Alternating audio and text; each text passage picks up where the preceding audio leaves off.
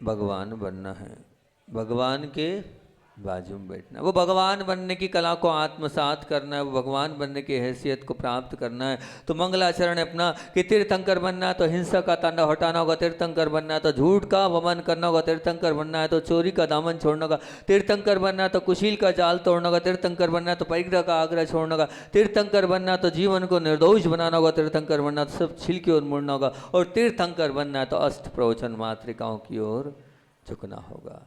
ये मंगलाचरण है अपना। और बात चल रही थी कल जीवन को निर्दोष बनाने की। कल आप लोगों से मैंने जीवन को निर्दोष बनाने की बात करी थी कि अगर आपके जीवन में कुछ गिरावट आ भी गई है, जब आप वो गिरावट आ भी गई है तो उस गिरावट को आप अपने खुद के परिणामों से वापस से उठा भी सकते हो। वो कैसे उठा सकते हो? अगर आपका जीवन अच्छा है तो मैंने बोला था जब आप नहीं हो और आपको याद किया जाए तो समझना आपके जीवन में गिरावट की मिलावट नहीं है, क्योंकि गिरे हुए व्यक्ति को कोई याद नहीं करता है। और भी बात बोली थी कि मेरा सच्चा मूल्य मेरी अनुपस्थिति में सबको याद आऊँ मैं, मेरे गुण, मेरे अच्छे कार्य, मेरी सेवा, मेरा समर्पण, मेरी भक्ति मुझे के माध्यम से मुझे याद किया जाए तो समझना मेरे जीवन में गिरावट नहीं है।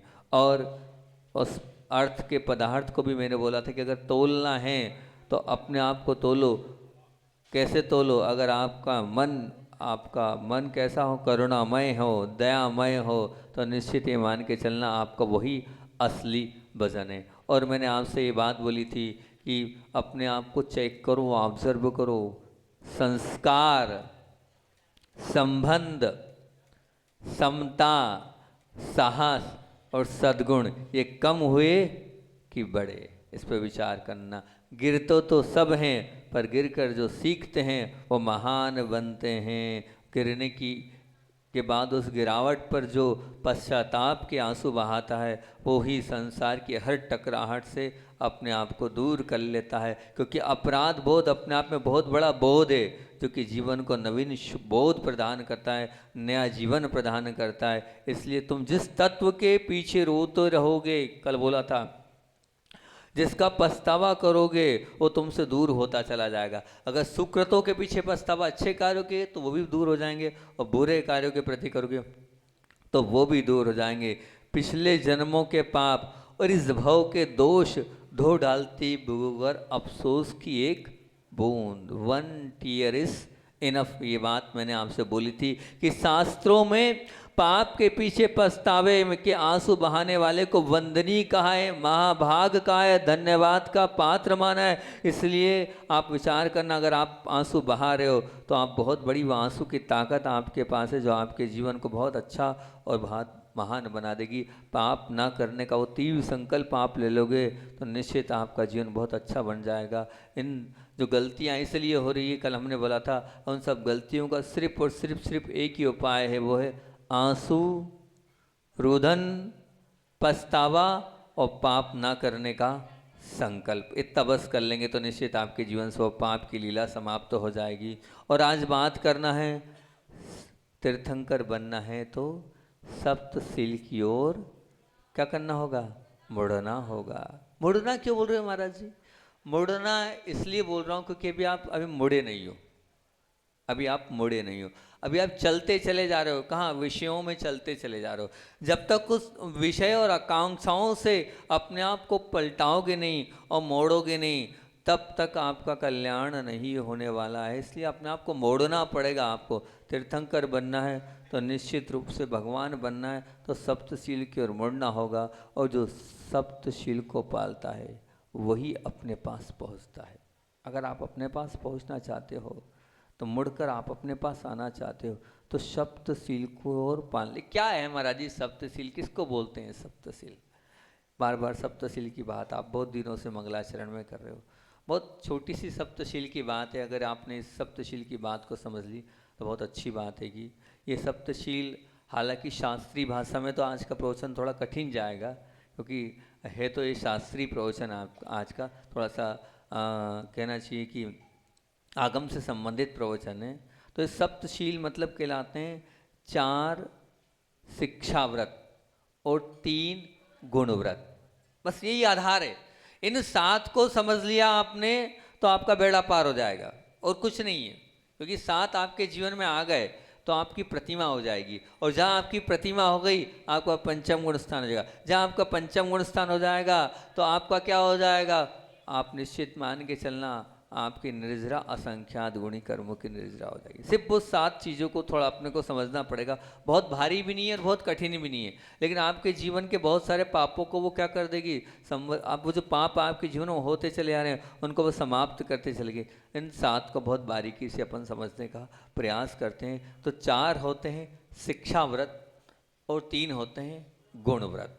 शिक्षा वो कहलाती है जो हमारे जीवन में जिन शिक्षाओं को लेने के माध्यम से हम सीखते हैं, शिक्षा मतलब सिखाने का कार्य करती है, वो शिक्षा होती है। और गुण वो कहलाते हैं जो हमारे को अपने आप को जीवन को ऊपर उठाने के लिए जो गुणवान होता है उसकी पूजा होती है। तो ये 3 गुण अगर हमारे जीवन में आ गए और 4 शिक्षाओं को हमने ग्रहण कर लिया तो हमारा जीवन बहुत ऊंचा और महान बन सकता है। इन 4 शिक्षा व्रत में सबसे पहले बोला जाता है दिग्व्रत, दूसरा बोला जाता है अनर्थ दंड व्रत, तीसरा बोला जाता है भोगोपभोग परिमाण व्रत, और चौथा बोला जाता है कौन सा, ये 3 तो क्या हो गए आपके, क्या हो गए 3 ये, दिग्व्रत, अनर्थ दंड व्रत और भोगोपभोग परिमाण व्रत। ये 3 क्या हो गए, ये 3 हो गए आपके गुण व्रत। और 4 शिक्षा व्रत कौन से होंगे, तो कहते हैं देशावसिक, सामायिक, प्रोषोदोपवास, वैयाव्रती, अतिथि समविभाग। अब पहले अपन इनको दिग्व्रत को समझते हैं, क्या कहलाता है दिग्व्रत। और सुनो, सुन रहे हो ना, अच्छे से सुनो, और सुनने के बाद जितना आप कर सकते हो उतना अभी भी कर लेना। ये मत मानना कि जब प्रतिमा लेंगे तब करेंगे, अभी तो बहुत है, नहीं। आप अगर 25 वर्ष के हो, 20 वर्ष के हो, 30 वर्ष के हो, 35 वर्ष के हो, भूमिका अभी से तैयार कर दो कि हम इतना तो कर सकते हैं, हम उतना कर लें। उतना कर लोगे तो प्रतिमाओं की ओर आप बढ़ जाओगे, ठीक है ना, आज नहीं तो कल। अच्छा बताओ, सबको समाधि मरण करना है, सबको सुमरण करना है। समाधि मरण उसी का होता है जिसके पास व्रत होते हैं। अच्छा श्री कहते हैं किसको समाधि दूं, जब कोई समाधि के लिए आता है ना, मैं किसको समाधि दूं, बोले समाधि उसकी होती है जिसके पास व्रत हो, और जिसका व्रत नहीं उसको मैं समाधि कैसे दे सकता हूं। तो कम से कम हम अभी नहीं ले पा रहे हैं प्रतिमाओं को, लेकिन जितना होगा उतना तो कम से कम कंफर्म हो जाओ आप, उतनी तो अपने परिणामों में निर्मलता ले आओ आप, उतने तो कमिटमेंट अपने आप से कर लो आप, क्या मैं इतना कमिटमेंट करता हूँ। सबसे पहला क्या, दिग्व्रत। दिग्व्रत का तात्पर्य क्या होता है, दिशाओं का परिणाम करना, और क्या मृत्यु पर्यंत तक पापों से दूर करने का एक संकल्प कहलाता है। मतलब हम आजीवन त्याग करते हैं वो कहलाता है दिग्व्रत। हम आजीवन त्याग करते हैं कहलाता दिग्व्रत। तो आप जहाँ आपको आजीवन नहीं जाना है आप वहाँ का तो त्याग कर ही सकते हो, कर सकते हो कि नहीं कर सकते हो। कहाँ तक जाना है आपको, तो अब एक बालक ने बहुत अच्छा, मैंने कहा भैया कुछ तो कर दे तो त्याग, तो उसने बहुत अच्छी बात कर दी। बोले महाराज जी आपने बोला ना त्याग करना है, बोले हाँ त्याग करना है। तो खुली बात है, मेरा नियम है कायसर पूर्वक। मेरे को बड़ा अच्छा लगा, कम से कम इतना दिमाग तो लगाया उसने। बोले भरत खंड से बाहर नहीं जाऊंगा। अरे कम से कम इतना तो कायसर किया उसने। बोले भरत खंड से बाहर में नहीं जाऊंगा, बात ही खत्म। वो जा भी नहीं पाओगे आप, जा ही नहीं सकते हो आप, भरत खंड के बाहर ताकत नहीं कि आप चले जाओ। आप कम इतना कर लो तो ये भी तो हो गया ना। अब भरत खंड के बाहर का पूरा हमारा क्या हो गया, कोई हमारा अटैचमेंट नहीं है। तो आप जितना कर सको, ये मैं इसलिए उदाहरण दे रहा हूँ आपको कि ताकि जितना आप कर सकते हो। भाई अमेरिका तक जाना है, अमेरिका तक की सीमा बना लो, कितना 5,000 10,000 कोई सीमा तो तैयार कर लो। आज उठ के जाओ तो ये सीमा तैयार कर लेना कि हम 10,000 किलोमीटर का एक एरिया मान लेते हैं कि हम चारों तरफ 10,000 किलोमीटर से बाहर नहीं जाएंगे, इतना तय कर लो, इतना तो कर सकते हो। तो एक ही कहलाता है आपका दिग्व्रत। लेकिन आचार्य श्री जी बोलते थे जिनको प्रतिमाओं लेना है उनको प्रतिमाओं के लिए तो कम से कम भारत की सीमा, गुरुदेव बोलते थे बाहर का नहीं, बाहर का नहीं, भारत की आप सीमा बना लो। और भारत वर्ष के अंदर तक का हमारा जाने का नियम है। बोले भारत क्यों जाना, आप प्रतिमाधारी हो तो क्या हेतु है भारत से बाहर जाने का? यहाँ तो समझ में आता है हमको शिखर जी जाना है, हमको गिरनार जी जाना है, लेकिन भारत के बाहर या तो आप राग से जाओगे या मोह से जाओगे। राग और मोह के, क्योंकि भारत के बाहर क्या है? कोई धर्म है क्या? कोई संस्कार है क्या? वहाँ गुरु की सन्निधि मिलेगी क्या? जो वो गुरु की सन्निधि, तो आचार्य श्री जी प्रतिमाधारी देने के पहले ये बोलते थे कि जिनको प्रतिमा लेना है उनको क्या करना है? उनको भारत के बाहर नहीं जाना है। और अगर भारत के बाहर नहीं जाना है तो बाहर का आपका पूरा त्याग हो जाएगा। तो जीवन पर्यंत दिशाओं को बांधने वाला जो कहलाता है वो अपनी दशा को सुधार लेता है। फिर से बोलूं, जीवन पर्यंत तक दिशाओं को बांधने वाला अपनी दशा को सुधार लेता है। अगर आप अपनी दशा सुधारना चाहते हो तो पहले दिशा बांध लो। अगर आप अपनी दशा सुधारना चाहते हो तो पहले दिशा बांध लो कि इसके बाहर मेरा कोई भी किसी प्रकार से भी कोई लेना देना नहीं होगा, किसी प्रकार का भी मैं व्यवहार नहीं करूँगा, मेरा कायस्वर पूर्वक त्याग हो गया, मैं ना जाऊँगा न मैं आऊँगा। इतना ध्यान रखना, बाहर का अगर त्याग करो तो बाहर की वस्तु को भी ग्रहण मत करना, बाहर का मोबाइल भी यूज़ नहीं करना, बाहर की अगर वस्तु बनी हुई आई है तो भी यूज़ नहीं करना, ये ध्यान रखना। तो कहलाएगा सच्चा और अच्छा नियम तो वही होता है। हम मान लो बाहर की वस्तु आ गई, विदेश की कोई वस्तु आपने खरीद ली, भारत देश का मतलब आपने कहा मैं भारत में ही से बाहर नहीं जाऊंगा, लेकिन बाहर की वस्तु को मतलब आपने खरीदा है, तब भी एक बार आचार्य श्री जी ने ये बात करी थी कि प्रतिमाधारियों को अलर्ट होना चाहिए। जो लोग प्रतिमा पालते हैं उनको मोबाइल का प्रयोग नहीं करना चाहिए, सच्चा और अच्छा अगर वो पालना चाहते। क्यों? बोले अब बाहर से मान लो आपका मैसेज आ रहा है, बाहर से बहुत सारी चीज़ें आ रही है, आप फेसबुक पे देख रहे हो, व्हाट्सएप पे देख रहे हो, तो बाहर से तो आपका संबंध बनी गया ना। तो मोबाइल वालों को बहुत सोचना चाहिए, क्योंकि वो तो पूरे विश्व से जुड़ा होता है वो मोबाइल। तो आप इतना जितना प्रयोग करना उतना प्रयोग करें। आचार्य जी ने उस वक्त कहा था कि जितने प्रतिमाधारी हैं, कान खोलकर सुन लो, कि जितने प्रतिमाधारी है उनको, आचार्य श्री ने कहा था मैं पहली बात तो सपोर्ट करता नहीं हूँ, लेकिन क्या करूँ, आज का संसार ऐसा है उसके बिना चलेगा नहीं। तो उनका वो कहना था कि वो जो 1500 रुपये वाला आता ना जियो का, बोले उन प्रतिमाधारियों के लिए वो वाला मोबाइल होना चाहिए। वो मोबाइल होगा तो बोले उसमें कोई व्हाट्सअप नहीं, उसमें कोई इंटरनेट नहीं, वो क्या बोलते हैं आपका वो और क्या फेसबुक नहीं, और नहीं छोटे वाले में कुछ नहीं चलता, हमारे जमाने में तो नहीं चलता था। अरे वो छोटा जो आता है, अरे छोटा वाला जिसमें कुछ नहीं होता, अब उसी की तो बात कर रहा हूं मैं। जियो ये ऐसा वाला, इसमें कुछ नहीं होता हैगा, इसमें कुछ भी नहीं होता है। अरे ये हमें इतना भी ऐसा भी नहीं है, जियो वियो नहीं बोल रहे हैं हम, छोटे वाला जो क्या बोलते हैं अब आप लोग उसको, कीपैड। आप कीपैड, अगर वास्तविकता में आप सच्चे प्रतिमाधारी हो और आपको अगर मान लो 2 प्रतिमाओं का पालन करना है, और अगर 2 प्रतिमाओं का पालन आप कर रहे हो तो आपको उस मोबाइल का त्याग कर देना चाहिए, क्योंकि बाहर की पूरी दुनिया उसमें आ रही है और बाहर की दुनिया का त्याग हो गया है। और आचार्य श्री जी के हिसाब से अगर हम आचार्य श्री के की बात माने, गुरु की आज्ञा ये कि जो प्रतिमाधारी है उसको भारत के बाहर का पूरा त्याग करना चाहिए। आपको हम बताएं कि आपको बड़ा आश्चर्य होगा कि एक सज्जन थे जिनकी के ना दशा सुधरनी होती है, वही अपनी दिशा बांध सकता है। जिनकी दशा सुधरनी होती है वही अपनी दिशा बांध सकता है। और एक सज्जन को खूब समझाया प्रतिमा के लिए, पर एक इतनी सी बात, क्योंकि आचार्य श्री जी सबसे पहले प्रतिमा में 2-3 चीज़ें, पहले एक चीज़ पूछते कुएं का जल है, पहली बात पूछेंगे। दूसरी बात पूछते हैं बाहर जाने का त्याग, तो हम लोग जो संघ में रहते थे पहले तैयार करते थे, क्योंकि मालूम है जैसे क्या पूछेंगे वहाँ पर, या फिर वो बोल देते हाँ महाराज जी ने समझा दिया ना आपको सब। हाँ, तो अब उनको खूब समझाया। अब वो पता है सिर्फ एक ही चक्कर में लगे थे कि मेरा बेटा अमेरिका में रहता है और वहाँ मुझे विदेश जाना है, और विदेश जाना है, एक बार उससे मिलाऊँ, उसको देखाऊँ, फिर प्रतिमा ले लूँगा, फिर प्रतिमा ले लूँगा। उसको बहुत समझाया भैया काय को विकल्प कर रहा, बेटा तो आता ही साल में एक बार, उसका घर क्या देखोगे वहाँ जाकर, तुम क्या देख लोगे। वहाँ बोले हाँ वहाँ पानी की व्यवस्था नहीं, वहाँ मंदिर की व्यवस्था नहीं, फिर प्रतिमा पलेगी नहीं, आचार्य श्री देंगे भी नहीं, एक बार की छूट भी ले लूँगा तो। मैंने कहा आचार्य श्री बाहर वालों को प्रतिमा विदेश जाने वालों को नहीं देते। उन्होंने आखिरी तक पूरा करते रहे, नहीं माना, नहीं माने।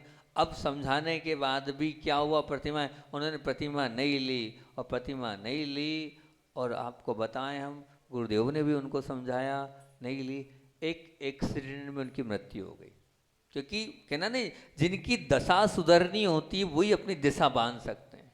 जरा से मोह के चक्कर में उन्होंने प्रतिमा नहीं ली, और प्रतिमा इसलिए नहीं ली, बाकी सब अनुकूलता, घर में दो दो बहुएं करने को तैयार, और भी दो बहुएं घर में हैं, नौकर चाकर, घर में ही मंदिर, घर में ही कुआं, घर में ही शुद्ध भोजन, सब कुछ अनुकूलता, पर जरा सा मोह।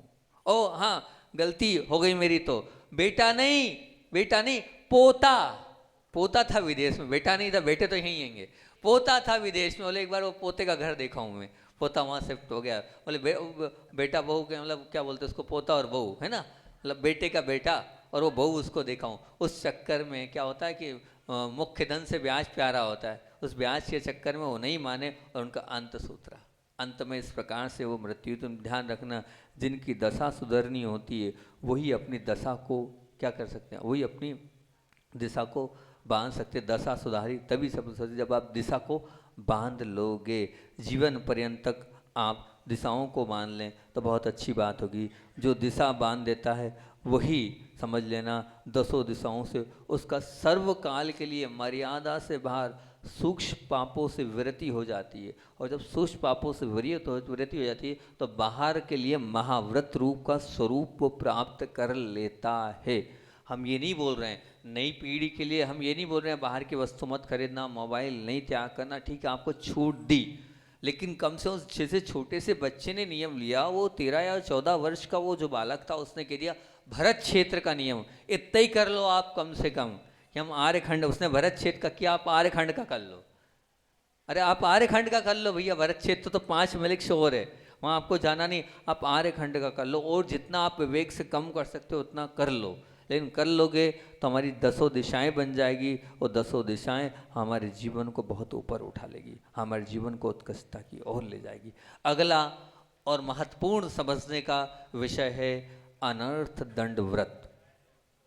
दूसरा कौन सा है? अनर्थ दंड व्रत। ये जो अनर्थ दंड व्रत क्या है? अनर्थ दंड व्रत को पालने से संसार का अर्थ समझ में आ जाता है। फिर से बोलूं, अनर्थ दंड को पालने से संसार का अर्थ समझ में आ जाता है। सब अनर्थों से बचा जा सकता है अगर हम अनर्थ व्रत को पालें। अनर्थ का मतलब क्या है? बिना मतलब के पाप कमाना। अनर्थ मतलब क्या? कोई प्रयोजन नहीं है, फिर भी हम पाप को इकट्ठा करते चले जा रहे हैं। बस थोड़ी बुद्धि वहाँ चले जाए, थोड़ा मन वहाँ पहुँच जाए, थोड़ा विवेक के साथ हम सोच लें, तो वो जो अनर्थ दंड हमारे जीवन में लगता चला जा रहा है, हम उसको अलर्ट होने के साथ और विवेक के साथ उनसे बच सकते हैं।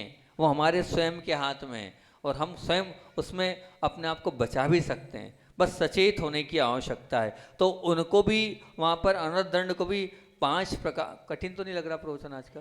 हाँ, नहीं तो देखना अपन बंद कर दें, है ना, क्योंकि आपको मीठी मीठी बातें अच्छी लगती है और मैं आज बिल्कुल जो है शास्त्रीय भाषा में प्रवचन कर रहा हूँ।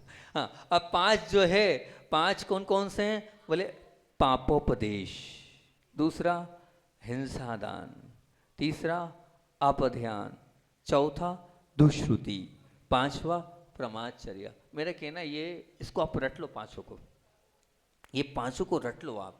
ये 5 क्या है और इन 5 पे अपने आप को ठोको, बजाओ, देखो, परखो, इन 5 में मैं कितना अवेयरनेस वाला हूँ, कितना अलर्ट हूँ, कितनी जागरूकता मेरे अंदर है। सबसे पहला है पापोपदेश।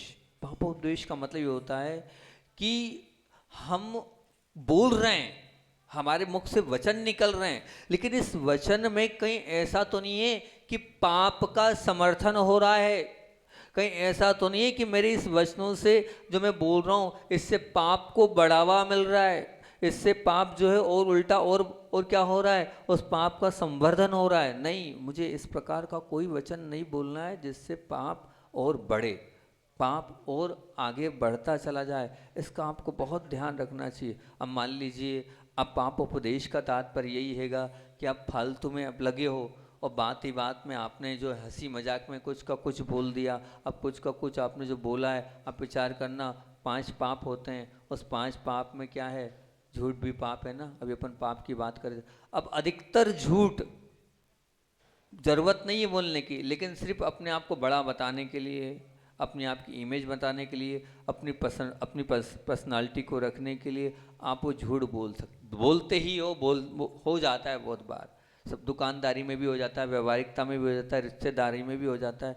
तो पापोपदेश का तात्पर्य ये कि उससे क्या होगा, हमारे माध्यम से हम जो बोल रहे हैं उससे पाप जो इकट्ठा हो रहा है और फिर उसके बाद कोई उसके माध्यम से और आगे बढ़ता चला जा रहा है, तो कहलाता है पापोपदेश।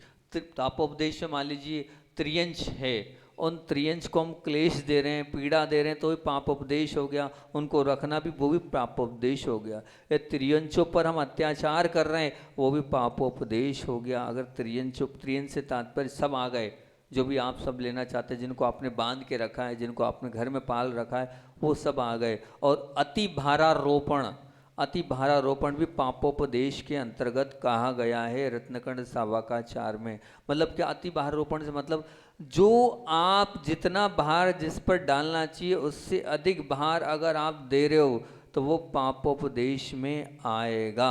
बच्चों के लिए भी अगर आप ज़्यादा लोड दे रहे हो, वो भी पापोपदेश में आ गया है। नौकरों पर भी आप अधिक जोर दे रहे हो, वो भी पापोपदेश में आ गया है। और साथ साथ में घर में भी आप किसी से अधिक कार्य करा रहे हो, वो भी अति भारारोपण में पापोपदेश में आ गया है। और साथ साथ में क्या है, बांध कर रखना, ये भी आया है वहाँ पर। बांध कर रखने से तात्पर्य यह है कि किसी को बांध कर रख दे, तुम ऐसा नहीं कर सकते हो, तुम्हें इस प्रकार एक कहना चाहिए, किसी को सुधारने की अपेक्षा से आपने किया है, किसी को उसका भला हो, उसका कल्याण हो, उसका मार्गदर्शन हो, उस अपेक्षा से किया है, वो अलग हो गया। और लेकिन जबरदस्ती आप बांध रहे हो, तो ये भी पापोपदेश के अंतर्गत आएगा। तो त्रियंश को क्लेश देना, त्रियंशों पर अत्याचार करना, अति भारारोपण करना, बांध कर रखना, ये सब पापोपदेश में आएंगे। जिनके माध्यम से पाप होता चला जाए, वो सब पापोपदेश के अंदर आता है। अब आप खुद विचार करना कि मैं किस प्रकार का पाप का कोई उपदेश तो नहीं कर रहा हूँ, इस प्रकार पाप का मेरा कहीं समर्थन तो नहीं हो रहा है, कोई गलत कर रहा है तो उसमें मेरा सपोर्ट तो नहीं है, वो सपोर्ट पापोपदेश में होगा। हम बचें, हम बचते चले जाएं। दूसरा क्या है, हिंसा दान। हिंसा दान से तात्पर्य, जिन वस्तुओं से हिंसा होती है उन वस्तुओं का दान हमें बिल्कुल भी नहीं करना है, निश्चित ये मान के चलना। अब एक बार आचार्य श्री जी ने क्या बोला था हिंसा दान में, पता है क्या बोला था?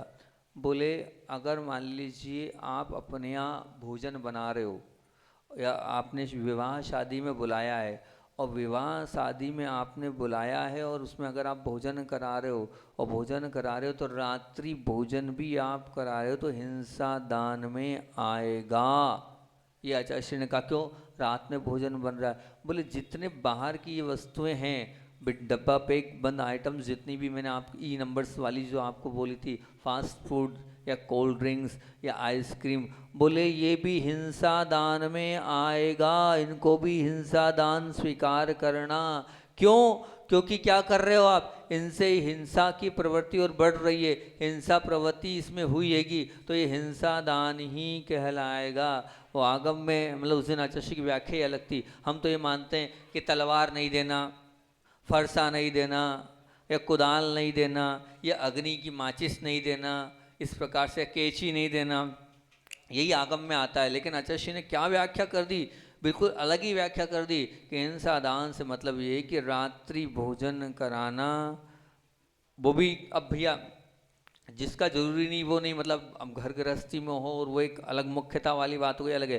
लेकिन फिर भी आप जो सामूहिक विवाह में रात्रि भोजन करा रहे हो, वो हिंसा दान के अंतर्गत ही आएगा। और जो वस्तुएं वो भी सब हिंसा दान के अंतर्गत ही आएगी। और बाकी तो आपने पढ़ा और सुना ही हैगा, बाकी चीज़ें अगर आप कर रहे हो तो कम से वो एक तलवार है, फरसा है, अग्नि है, शस्त्र है, वो दे रहे हो, वो तो क्लियर है ही है। अब कम से कम इतना अपने अंदर आप विवेक रखो कि हमारे घर में अगर विवाह हो तो कम से कम वो विवाह में हम रात्रि में भोजन और ऐसी वस्तुएं जिनमें हिंसा की सामग्री मिली हो, हम वैसी वस्तुओं को अपने यहाँ भोजन में नहीं देंगे। तो कम से कम इसका भी, हिंसा दान का भी आप पाप से बच सकते हैं।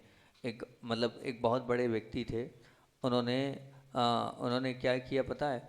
उन्होंने अपना विवाह किया तो एक स्थान पर बहुत अच्छा संबंध था। वो संबंध इतनी सी बात में उन्होंने तोड़ दिया। क्या बात में तोड़ दिया? इसको कहते हैं कि गुरुदेव की प्रति समर्पण। बात इतनी सी थी, उन्होंने कहा हम रात में, हमारे इतने बड़े मिलने जुलने, जबकि बहुत बड़ी पार्टी थी, अरबपति पार्टी थी, उन्हें हमें रात में रिसेप्शन देना होगा। तो इन्होंने क्या कहा, अगर आप रिसेप्शन रात को दोगे तो जो सगाई हो गई हम उसको तोड़ देंगे।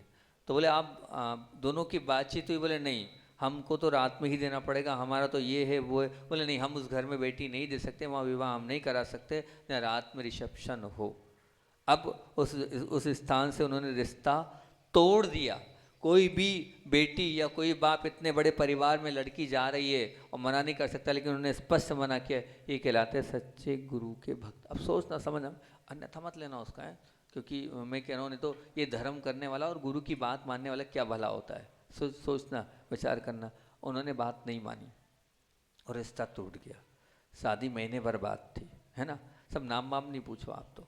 शादी महीने भर बात थी और रिश्ता टूट गया। रिश्ते के बाद साल भर बाद जिस लड़के से विवाह होना था, वो जो लड़का था, वो लड़का जो है वो एक बीमारी में स्वर्गवास हो गया उनका। देखो, उनने धर्म के पीछे अपनी लड़की नहीं दी। क्यों? क्योंकि हमारे गुरु ने मना किया आएगा। इसलिए आचार्य श्री का एक प्रवचन हो गया था इस विषय को लेकर। तो बोले मेरे गुरु ने मना किया है तो मैं ऐसा रिसेप्शन रात्रि में नहीं कराऊंगा। उनने बात मानी। अगर वो बात, अगर शादी नहीं करते और शादी करते तो क्या होता? लड़की विधवा हो जाती, लड़की विधवा हो जाती। सगाई हो गई, सगाई तोड़ दी उन्होंने, और बहुत बड़ी पार्टी थी वो। और क्या हुआ? साल भर बाद ही एक उसमें बीमारी में, शायद कोरोना की ही बीमारी में उनका वो जो लड़का है 1 साल बाद चला गया। अभी की ताजी बात थी। तो सोचो, ये कहलाता है जो सच्चा धर्म करने वाला, जो सदगुरु की बात मानता है कि नहीं, गुरु मुख से निकला है तो मैं तो उस बात को स्वीकार करूंगा ही करूंगा। ये कहलाता है हिंसा दान। और तीसरे तो बहुत ही अल्टीमेट है, इससे तो सबको बचना चाहिए और कोई नहीं बच पा रहा है तीसरे से। हम भी नहीं और आप भी नहीं, कोई नहीं बच पा रहा है। इसकी व्याख्या तो अनोखी है। तीसरा है अपध्यान। तीसरा क्या है? अपध्यान। अपध्यान का तात्पर्य क्या है? अपध्यान का तात्पर्य ये कि जो राग रूपी कथाएं चल रही है, राग रूपी चिंतन चल रहा है, राग रूपी मनन चल रहा है आपका दिन रात, ये अब ध्यान में आएगा।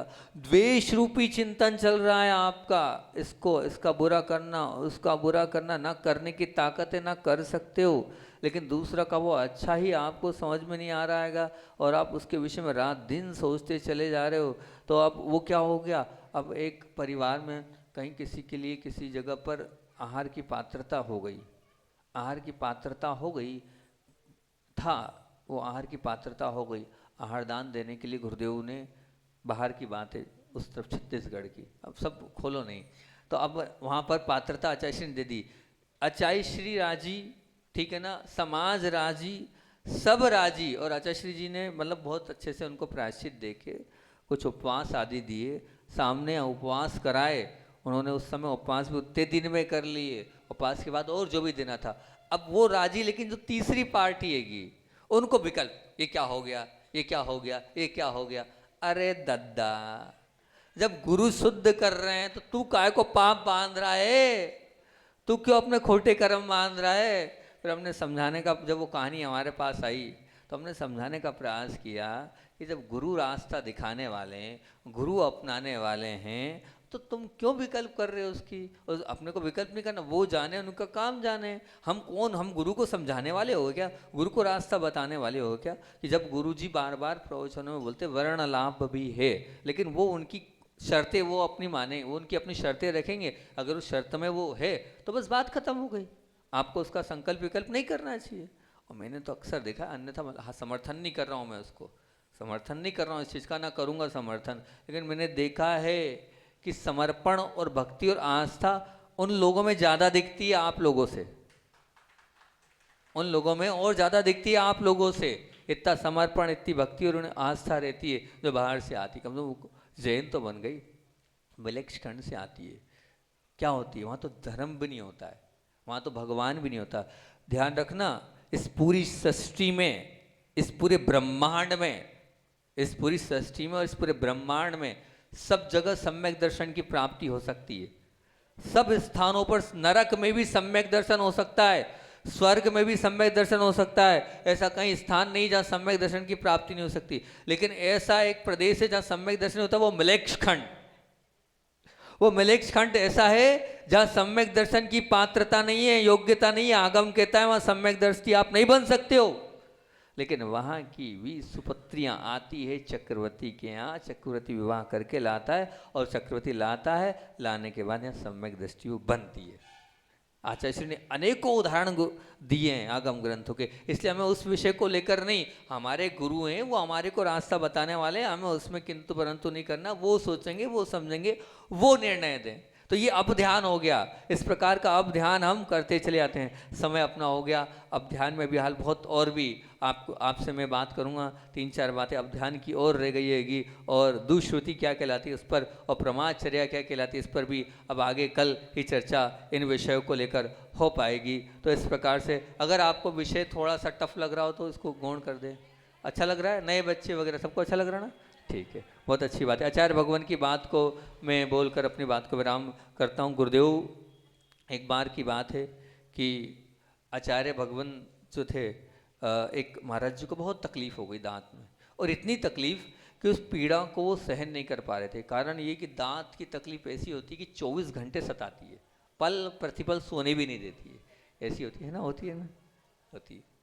तब वो दांत की तकलीफ हो रही थी। अब वो तकलीफ हो रही थी, डॉक्टरों ने बोला दांत को निकालना ही पड़ेगा। अब दाढ़ उनकी निकाली गई, दाढ़ निकाली गई।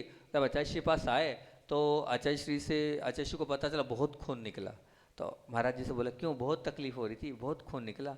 तो वो बोले नहीं आचार्य श्री जी, बर्फ़ की डल्ली रख दी थी तो मेरा उपयोग वहीं चला गया, तो कैसे निकल गया पता नहीं चला। ये लोग बोल रहे थे बहुत खून निकला। अब आचार्य श्री वहाँ कितना अच्छा अध्यात्म घटाते हैं। आचार्य श्री जी वहाँ बोलते हैं कि जैसे बर्फ़ की ओर तुम्हारा ध्यान चला गया, वो पीड़ा और कष्ट का अनुभव नहीं हुआ। इसी प्रकार से अगर हम अपने जीवन में हमारा क्या लक्ष्य है, उस लक्ष्य पे अगर हम ध्यान दे लेंगे तो मच्छर काट भी रहा है तो हमें जो मच्छर की काटने का एहसास नहीं होगा। बस अपने लक्ष्य को देख लें, और लक्ष्य को देखेंगे तो लगेगा नहीं। बस अपनी वो जहाँ पाना है और जहाँ जाना है, और उस जाने के लिए सच्चा और अच्छा रास्ता परिचय कष्ट को सहन करना ही है, वो हमारे दिमाग में आ जाएगा। तो कष्ट और परिचय भी सुख और आनंद का केंद्र बन सकते हैं। हम सबके सुख और आनंद का केंद्र बनी, इसी भावना से बोली आचार्य वन विद्यासागर जी महामुनि राज की बोधि समाधि। हाँ, कुछ बोलना है?